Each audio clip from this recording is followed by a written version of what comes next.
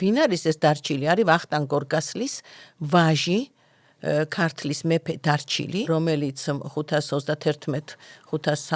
წლებში მოღვაწეობდა, მაგრამ მას ძირითადი ნაწილი, მნიშვნელოვანი ნაწილი ყოველ შემთხვევაში დასავლეთ საქართველოშია გატარებული, იმიტომ ის გაძევებული იყო და იქ ბიზანტიასთან ერთად ირანს ებრძოდა და წყაროების მონაცემებით და არქეოლოგებთან ერთობლივი მუშაობით, აი საქართველოს უნივერსიტეტის ქართოლოგიის ინსტიტუტმა და რა თქმა უნდა აღნიშნო მეუფე დავითის ალავერდელის უდიდესი ღვაწლი და გულისხმება, იმიტომ რომ არა მისი მონდომება, ჩვენი უბრალოდ ტერიტორიაზეც კი ვერ შევიდოდით, იმიტომ ეს ნოტკორას ტაძარი ეს არის ალავერდის იურისდიქციაში და გაითხარა მე-6 საუკუნის პირველი ნახევრის ტაძარი, სადაც